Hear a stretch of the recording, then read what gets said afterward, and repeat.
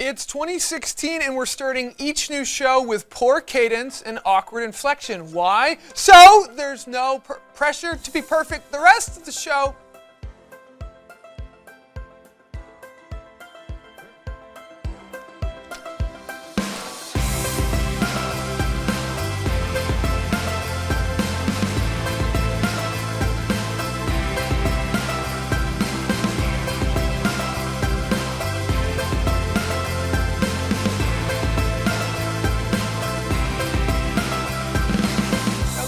Hello!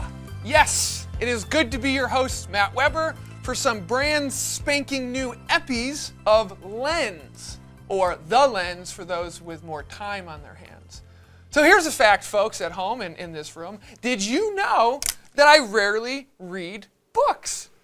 You knew that, Helen, right? I did not know that, but I have to say that I relate to that, and I don't know if this is your same reasoning, but I have a really hard time focusing these days. All the digital media and stuff, it actually makes me my attention span shorter. So you're reading 140 characters on a tweet. Yeah, so that if it's not a 140 character book with a short video, it's really hard for me to focus on it. Charles, a reader you are? Question mark? A reader I am, yes, it is true. I do read, but I think you should make the distinction, Matt, before you say that you're not much of a reader. Not much of a reader perhaps in English, but I know your enthusiasm for the works of Proust especially, and your hobby of translating the works of Marshall Ney. Yeah, okay. You know what we should do? What? We should have Adam have a counter for every time Charles says Proust. Yeah, over the whole course of the entire Proust. series. The guy likes Proust. Little Proust counter in the lower corner of when you watch the show. More work for Adam. Yeah, but I love over time, it wouldn't be just a one episode. Folks, when I do read, I like to read about people. I like to learn from people. I like to learn from their mistakes. I like to read about their joys and pick up some of their wisdom. I guess you consider the Bible that too. It is a book about people. What genre though? What genre would the Bible be? Let's say it's a collection of genres. Lots of different genres. There's some thriller. There's some history, some poetry, some romance. Yeah.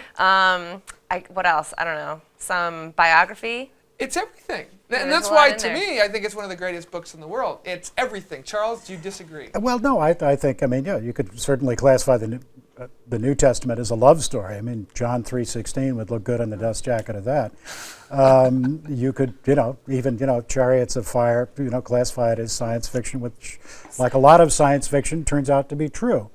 Or I think you have to refer to it ultimately, somewhat tautologiously, as biblical epic. Biblical epic, and that's epic. The Bible's genre is biblical. Yeah, epic. That's meta. It makes its own genre. Well, that's true. But speaking of the Bible, I've been learning a lot about one man recently that I want to talk about today, a man who liked the Bible, and his name is Jimmy Carter. Now, maybe those of you who are watching this know a lot more about Jimmy Carter than I do. Who knew this man was so religious? I did not. I wasn't born when he was president. I didn't know much about him. Everything I read about this guy screams kindness, humility, morals. He seems like an all-around good guy. And surprisingly, the good guy became president of the United States. Yet, when people consider him to be one of the worst presidents, and he was only a one-term president, only to go on to do great things after his presidency with human rights and Habitat for Humanity and global peace, that's totally confusing. Which leads me to wonder, good guy wins, seems like an outlier, doesn't do the best job as a leader, then is heralded after his presidency, but's considered a relative failure politically at that main national stage. Now let's shift gears a bit, folks, from Jim Carter and move on to Don Trump. By all accounts, the kind of man that many would consider the opposite of Jimmy Carter. Not necessarily nice in many people's opinions, not so humble, not so kind in many people's opinions, not so empathetic. He'll tell you otherwise, and then he'll insult me and my looks and my intelligence, but he's winning right now. And who knows what will happen and occur in November. And in many ways, it is his personality that makes him attractive to America at this time. In the same way that Jimmy Carter's personality, endeared him to America after Nixon. When the country is weak, we want tough. When the country is corrupt, we want honest. Yet, the world is not black and white, I'm finding, every day. I'm swimming in the gray myself, as in the fact that I've had my own complications with Trump's sanity lately. Full disclosure, I'm saying this on national TV, I find Donald Trump to be very entertaining while watching him on The Apprentice. And I watched him on The Apprentice for many, many years with my family, and I actually loved seeing Trump, and I found it refreshing. And there were moments during the campaign where I'd watch him in a debate on TV, and my brain sees Trump on TV, and it reconnects with the decades of seeing Apprentice Trump, and I can't help but like him. Then I pinch myself and remind myself that this isn't a reality show anymore, and that while I enjoy seeing disruption of a political system, I don't particularly care for the disruptor.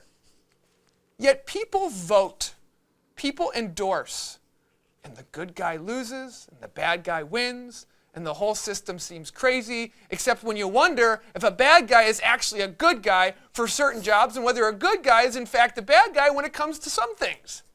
And what is good? What is bad? What matters? What is gray? What is important in leadership? In America, we let the people speak. We say the people have spoken, and someone is often disappointed with the outcome, which led me to reflect on another leader I consider myself a main citizen of, and that is, you guessed it, Pope Francis.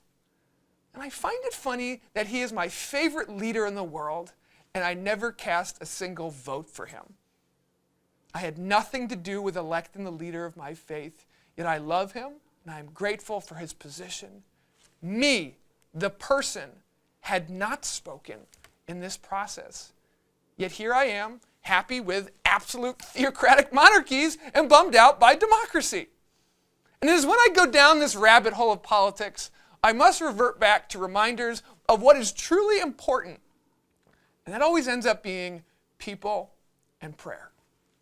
I'm going to close out this segment today on our first episode of 2016 on The Lens with a quick update on a friend of ours from The Lens. His name's Brett Haubrich. He's a courageous young man we featured on the show. He's from Missouri, and he's fighting cancer right now. He wants to grow up to become a priest, maybe even the Pope. Here's a photo of the guy right there. He's awesome, awesome kid. I've been following him on Facebook and Twitter, connecting with his mom, and he's doing a great job. Just came out of surgery, and I thought, Brett, if you're watching, and I hope you are, we could try something for you, Brett. You want prayers? Well, here they are. They're going to come through the delivery system straight through the parish of the airwaves. And I asked Helen and Charles and everyone at home to raise your hand in blessing.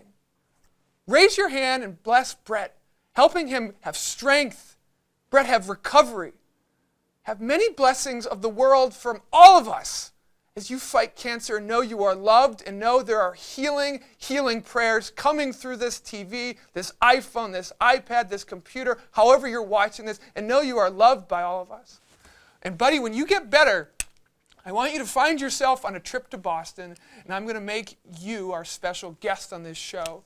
So God bless you, your family, get better. We're going to be keeping a seat right here, warm for you in Boston when you get better. But until then, know you're loved, and we'll be right back.